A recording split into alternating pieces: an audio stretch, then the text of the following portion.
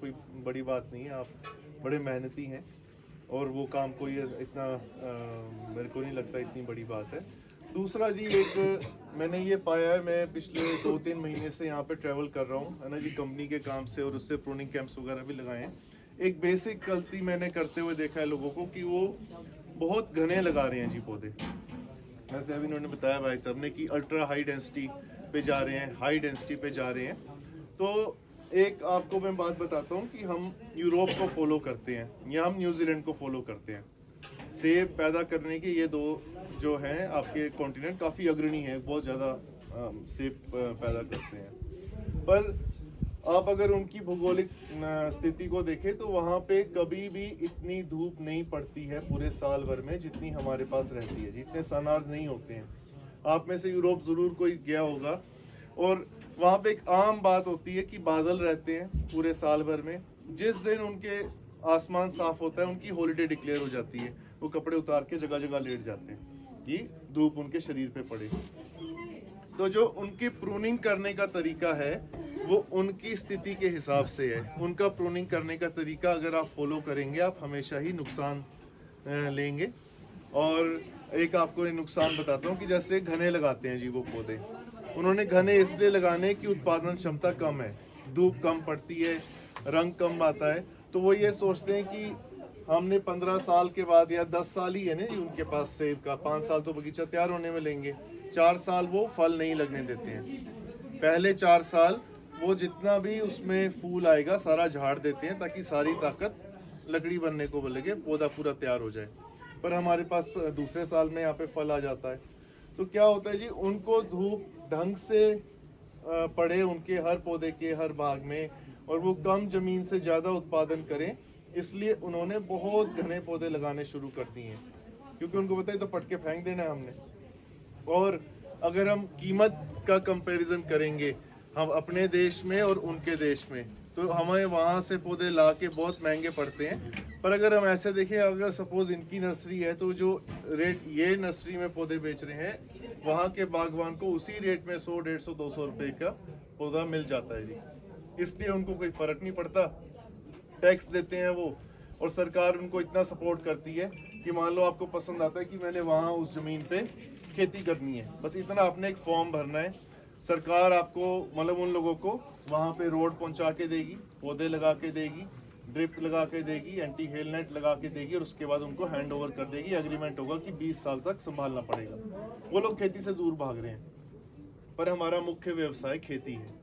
तो वहाँ पे जो चीज़ें हो रही हैं सब कुछ ठीक नहीं हो रहा है जी, बहुत कुछ हमें करने की ज़रूरत नहीं है।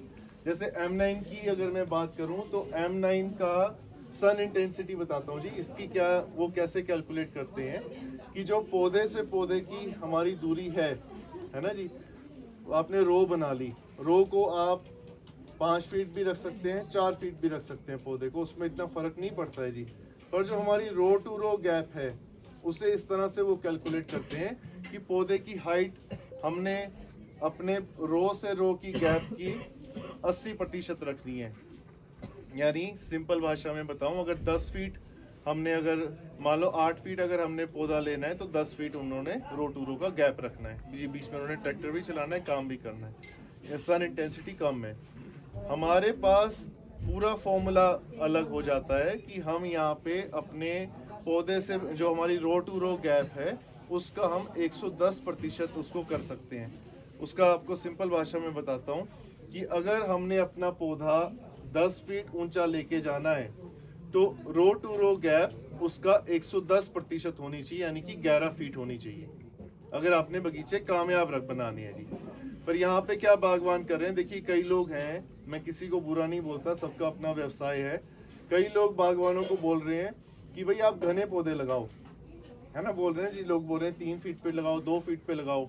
पर जब आप उनके बगीचे आप में से गए हैं ना जी, कई वैरायटीज आ रही है, मैं नाम नहीं ले सकता इस टाइम पे, है ना, आप गए बगीचे में वहाँ पे, है ना जी, यहाँ पे कोटकई डामरी में कई लोग बहुत घना एक बीघे में 1000 पौधे लगा रहे बिज्जू के। हाँ जी। तो अगर आप उनकी जमीनें देखेंगे सर, वहाँ पे 60% का स्लोप है उनकी जमीन में, ऐसी तिरछी हमारी घासनियां हैं जैसी पे वो काम कर रहे हैं। तो वहाँ पे वो घना भी लगा रहे हैं, धूप पड़ रही है, वो भी गलत है ना जी। पर आप देखें कि अगर आप बगीचा तैयार करते हैं, अगर आपने 1000 पौधा लेना है तो कम से कम की बात करें तो 2 से 3 लाख रुपया जेब में चाहिए, फिर आप 1000 पौधा लगा सकते हैं। बागवान क्या सोच रहे हैं जी, मैंने एक आम धारणा सुनी है बागवान की। वो ऐसा सोच रहा है कि अगर एक पौधा एक पेटी देता है और बीघे में बोल रहे हैं 200 पौधा लगाने के लिए, तो मैं 500 पौधे लगाऊंगा, है ना जी। मैं 500 पौधे लगाऊंगा, मैं 1000 पेटी पैदा कर लूंगा एक बीघे में। ऐसा कभी नहीं होगा जी, है ना। कभी भी अगर आप प्लांट साइंस की बात करें, जो उत्पादन क्षमता होती है वो हमेशा भूमि की होती है, कि उसमें कितनी धूप पड़ेगी, कितना उसमें हवा का प्रवाह रहेगा और हम कितना उसको खुराक दे पाएंगे। वो 1 हेक्टार, 1 बीघा या 1 एकड़ की ही उत्पादन क्षमता होती है, पौधे की उत्पादन क्षमता नहीं कभी भी गिनी जाती है।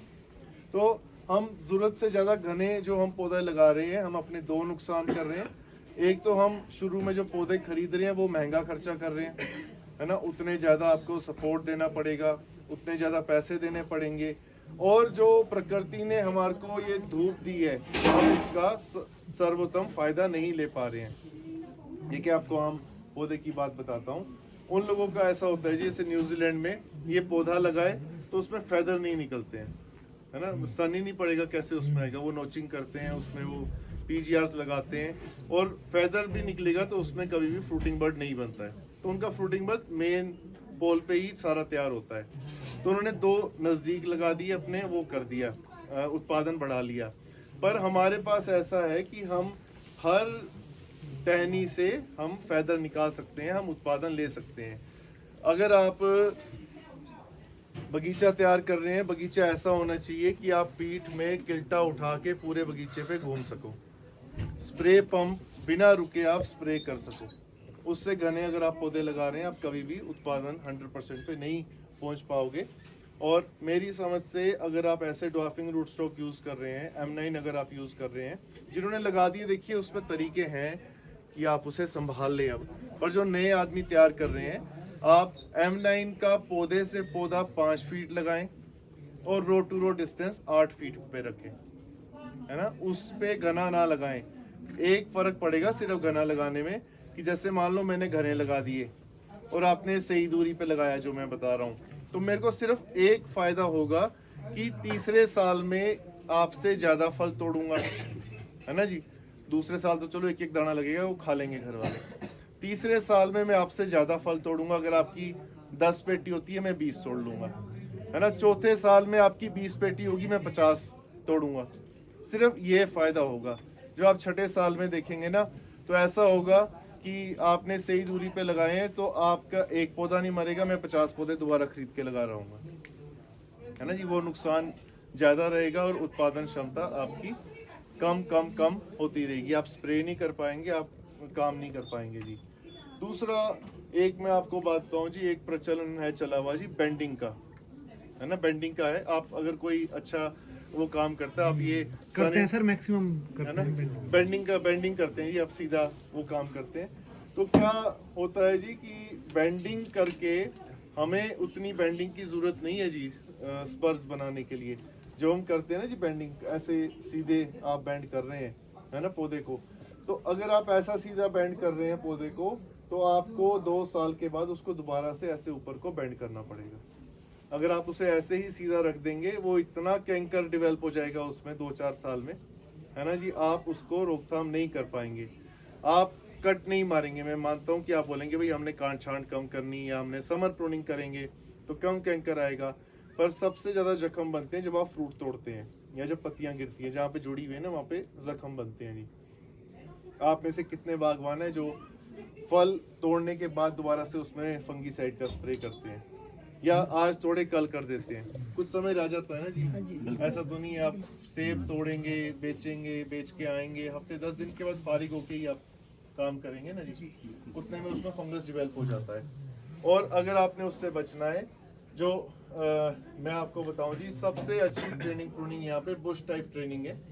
बुश टाइप ट्रेनिंग होती है जिसमें आप पौधे की डाली को 45 डिग्री की कोण पे ही मोड़ते हैं। जब उसमें फल लगेगा तो वो ऐसे सीधी हो जाएगी जी अपने आप, है ना। वो ऐसी की ऐसी नहीं खड़ी रहेगी, वो अपने आप सीधे की तरफ चली जाएगी। जब आप उसको फल को तोड़ेंगे वो दोबारा ऐसी खड़ी हो जाएगी।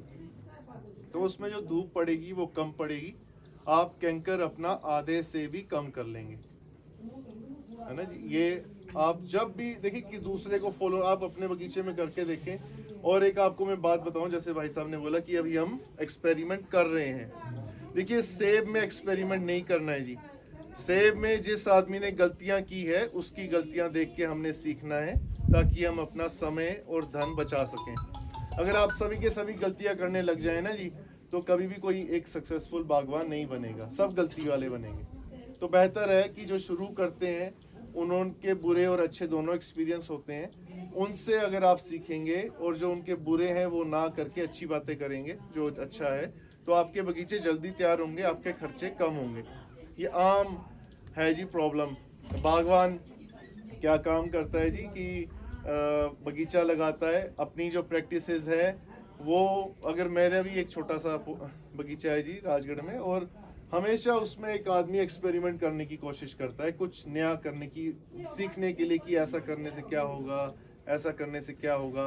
और अगर आप सेब की खेती कर रहे हैं, हाई डेंसिटी प्लांटेशन कर रहे हैं, M9 पे कर रहे हैं, और भी रूट स्टॉक्स आपको बताऊंगा इसमें आपके जो अच्छे मुझे लगते हैं, वो उस पर काम कर रहे हैं, तो एक स्टैंडर्ड चार्ट जो है, आप सोसाइटी के पार्ट हैं तो वो आदमी फॉलो करें, तो आपकी गलतियां कम होती रहेंगी जी। साल दर साल आपके खर्चे कम होते रहेंगे।